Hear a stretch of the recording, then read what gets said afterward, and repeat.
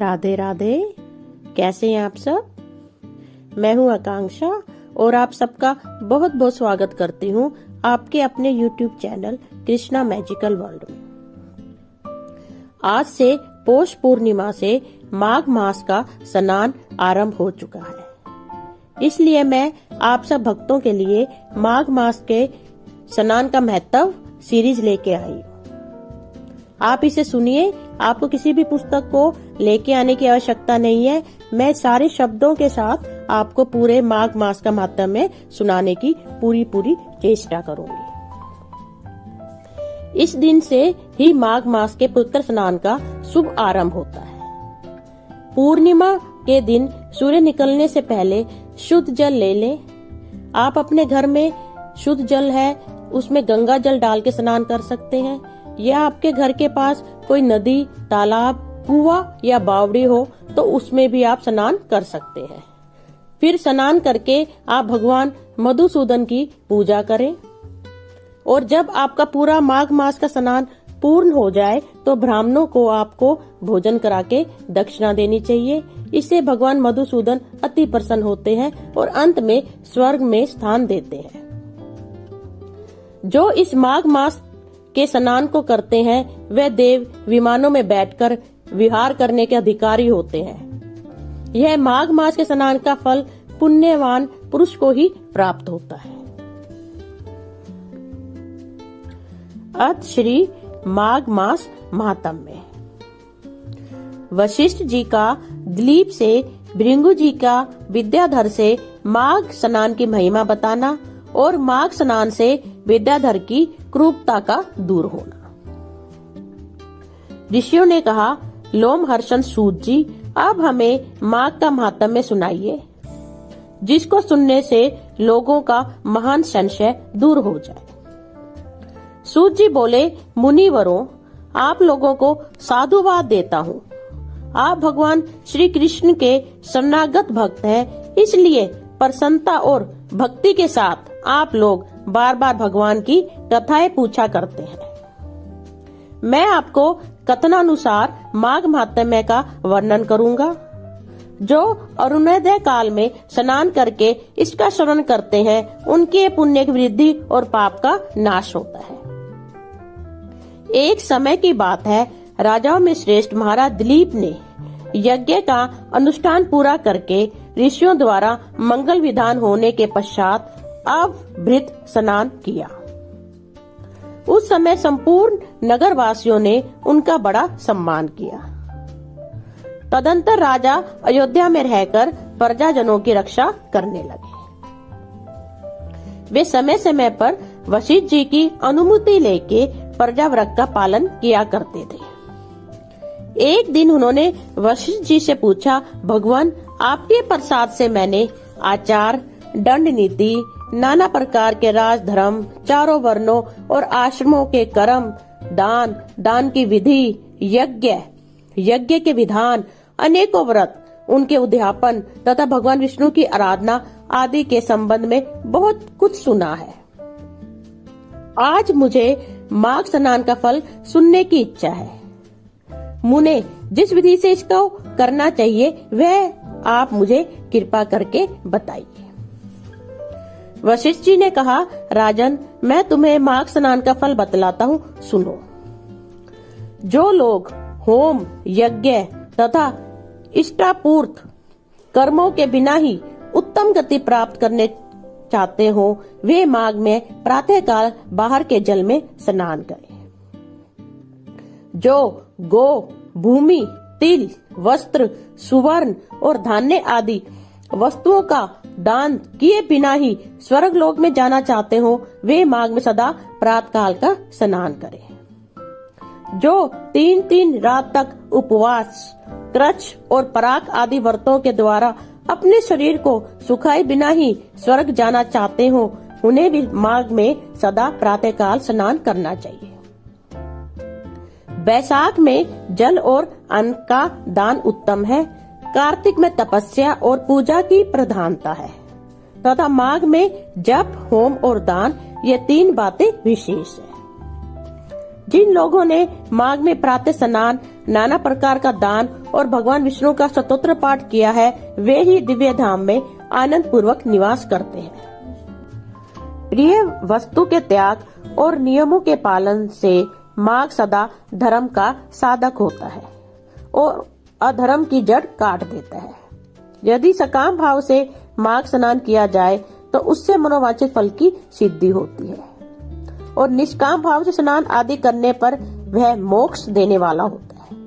निरंतर दान करने वाला, वन में रहकर तपस्या करने वाला और सदा अतिथि सत्कार में संलग्न रहने वाले पुरुषों को जो दिव्य लोक प्राप्त होते हैं, वे ही माघ स्नान करने वालों को ही मिलते हैं। अन्य पुण्यों से स्वर्ग में गए हुए मनुष्य पुण्य समाप्त होने पर वहां से लौट आते हैं, किंतु माघ स्नान करने वाले मानव कभी वहां से लौटकर नहीं आते। माघ स्नान से बढ़कर कोई पवित्र और पाप नाशक व्रत नहीं है। इससे बढ़कर कोई तप और इससे बढ़कर कोई महत्वपूर्ण साधन नहीं है। यही परम हितकारक और तत्काल पापों का नाश करने वाला है। महर्षि भृगु ने मणि पर्वत पर विद्याधर से कहा था, जो मनुष्य माघ के महीने में जब उषा काल की लालिमा बहुत अधिक हो, गांव से बाहर नदी या पोखर में नित्य स्नान करता है, वह पिता और माता के कुल की 7 पीढ़ियों का उद्धार करके स्वयं देवताओं के समान शरीर धारण कर स्वर्ग लोक में चला जाता है। दिलीप ने पूछा, ब्राह्मण, ब्रह्म ऋषि भृगु ने किस समय मणि पर्वत पर विद्याधर को धर्मोपदेश दिया था, बताने की कृपा कर। वशिष्ठ जी बोले, राजन, प्राचीन काल में एक समय 12 वर्षों तक वर्षा नहीं हुई। इससे सारी प्रजा उद्विग्न और दुर्बल होकर 10 दिशाओं में चली गई। उस समय हिमालय और विंध्य पर्वत के बीच का प्रदेश खाली हो गया। समस्त लोकों में उपद्रव होने लगा। धर्म का तो लोप हो ही गया था, प्रजा का भी अभाव हो गया। भूमंडल पर फल, मूल, अन्न और पानी की बिल्कुल कमी होगी। उन दिनों नाना प्रकार के वृक्षों से आच्छादित नर्मदा नदी के रमणीय तट पर महर्षि भृगु का आश्रम था। वहाँ कैलाश गिरी के पश्चिम में मणिकूट नाम का पर्वत है, जो सोने और रत्नों का ही बना हुआ है। उस समय परम रमणीय श्रेष्ठ पर्वत को देखकर अकाल पीड़ित ब्रह्म ऋषि भृगु का मन बहुत प्रसन्न हुआ और उन्होंने वहीं अपना आश्रम बना लिया। उस मनोहर शैल पर वनों और उपवनों में रहते हुए सदाचारी भृगु जी ने दीर्घ काल तक भारी तपस्या की। इस प्रकार जब ब्रह्म ऋषि भृगु जी वहाँ अपने आश्रम पर निवास करते थे, एक समय एक विद्याधर अपनी पत्नी के साथ पर्वत से नीचे उतरा। वे दोनों मुनि के पास आए और उन्हें प्रणाम करके अत्यंत दुखी हो एक और खड़े हो गए। उन्हें इस अवस्था में देख ब्रह्म ऋषि ने मधुर वाणी से पूछा, विद्याधर, प्रसन्नता के साथ बताओ, तुम दोनों इतने दुखी क्यों हो? विद्याधर ने कहा, दिव्यश्रेष्ठ, मेरे दुख का कारण सुनिए। मैं पुण्य का फल पाकर देवलोक में गया। वहाँ देवता का शरीर, दिव्य नारी का सुख और दिव्य भोगों का अनुभव प्राप्त करके भी मेरा मुंह बाघ का सा हो गया। ना जाने यह किस दुष्कर्म का फल उपस्थित हुआ है। यही सोच सोचकर मेरे मन को कभी शांति नहीं मिलती। ब्राह्मण, एक और भी कारण है जिससे मेरा मन व्याकुल हो रहा है। यह मेरी कल्याणमयी पत्नी बड़ी मधुर भाषिणी तथा सुंदरी है। स्वर्गलोक में शील, उदारता, रूप और यौवन की संपत्ति द्वारा इसकी समानता करने वाली एक भी स्त्री नहीं है। कहाँ तो यह देवमुखी सुंदरी रमणी और कहाँ मेरे जैसा व्याघ्र मुख पुरुष। ब्राह्मण, मैं इसी बात की चिंता करके मन ही मन सदा जलता रहता हूँ। भृगु जी ने कहा, विद्याधर श्रेष्ठ, पूर्व जन्म में तुम्हारे द्वारा जो अनुचित कर्म हुआ है वह सुनो। निश्चित कर्म कितना ही छोटा क्यों ना हो, परिणाम में वह भयंकर हो जाता है। तुमने पूर्व जन्म में माघ के महीने में एकादशी को उपवास करके द्वादशी के दिन शरीर में तेल लगा लिया था। इसी से तुम्हारा मुख व्याघ्र के समान हो गया। पुण्यमयी एकादशी का व्रत करके द्वादशी को तेल का सेवन करने से पूर्व काल में इलानंदर पुरुरवा को भी कुरूप शरीर की प्राप्ति हुई थी। वे अपने शरीर को कुरूप देख उसके दुख से बहुत दुखी हुए और गिरिराज हिमालय पर जाकर गंगा जी किनारे स्नान आदि से पवित्र हो प्रसन्नता पूर्वक कुश आसन पर बैठे। राजा ने अपनी संपूर्ण इंद्रियों को वश में करके हृदय में भगवान का ध्यान करना आरंभ किया। उन्होंने ध्यान में देखा भगवान का श्री विग्रह नूतन नील मेघ के समान श्याम है। उनके नेत्र कमल दल के समान विशाल है। वे अपने हाथों में शंख, चक्र, गदा और पद्य धारण किए हुए हैं। उनका श्रीअंग पीतांबर से ढका है। वक्षस्थल में कुछ सतु भनी मणि अपना प्रकाश फैला रही है। वे अपने गले में वनमाला धारण किए हुए हैं। इस प्रकार श्री हरि का चिंतन करते हुए राजा ने प्राणवायु के मार्ग को भीतर ही रोक लिया और नासिका के अग्रभाग पर दृष्टि जमाए कुंडलिनी के मुख को ऊपर उठाकर स्वयं सुषुम्ना नाड़ी में स्थित हो गए। इस तरह 1 मास तक निराहार रहकर उन्होंने दुष्कर तपस्या की। इस थोड़े दिनों की तपस्या से ही भगवान संतुष्ट हो गए। उन्होंने राजा के 7 जन्मों की आराधना स्मरण करके उन्हें स्वयं प्रकट हो प्रत्यक्ष दर्शन दिया। उस दिन माघ शुक्ल पक्ष की द्वादशी तिथि थी। सूर्य मकर राशि पर स्थित थे। भगवान वासुदेव ने बड़ी प्रसन्नता के साथ चक्रवर्ती नरेश पुरुरवा पर शंख का जल छोड़ा और उन्हें अत्यंत सुंदर एवं कमनीय रूप प्रदान किया। वह रूप इतना मनोहर था जिससे देवलोक की नायिका उर्वशी भी आकर्षित हो गई और उनसे पुरुरवा को पति रूप में प्राप्त करने की अभिलाषा की। इस प्रकार राजा पुरुरवा भगवान से वरदान पाकर कृतकृत्य हो अपने नगर में लौट आए। विद्याधर, कर्म की गति ऐसी ही है। इसे जानकर भी तुम क्यों खिन्न होते हो? यदि तुम अपने मुख की क्रूरता दूर करना चाहते हो तो मेरे कहने से शीघ्र ही मणिकूट नदी के जल में माघ स्नान करो। वह प्राचीन पापों का नाश करने वाला है। तुम्हारे भाग्य से माघ बिल्कुल निकट है। आज से 5 दिन के बाद ही माघ मास आरंभ हो जाएगा। तुम पौष के शुक्ल पक्ष की एकादशी से ही नीचे वेदी पर सोया करो और 1 महीने तक निराहार रहकर तीनों समय स्नान करो। भोगों को त्याग कर जितेंद्रिय भाव से तीनों काल भगवान विष्णु की पूजा करते रहो। विद्याधर श्रेष्ठ, जिस दिन माघ शुक्ल एकादशी आवेगी उस दिन तक तुम्हारे सारे पाप जलकर भस्म हो जाएंगे। फिर द्वादशी के पवित्र दिन को मैं मंत्रपूत कल्याणमय जल से अभिषेक करके तुम्हारे मुख कामदेव के समान सुंदर कर दूंगा।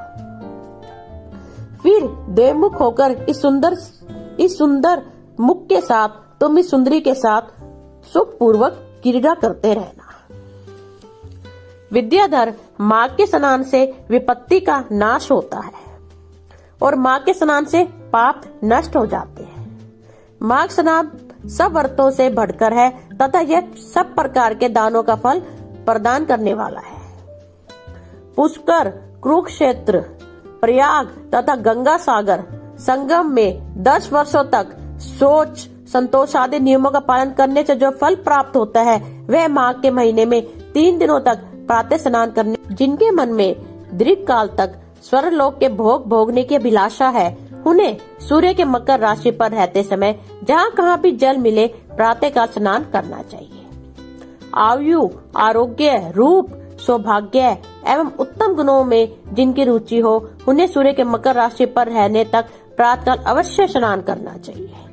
जो नरक से डरते हैं और दरिद्रता के महासागर से जिन्हें त्रास होता है उन्हें सर्वथा प्रयत्न पूर्वक माघ मास में प्रातःकाल स्नान करना चाहिए।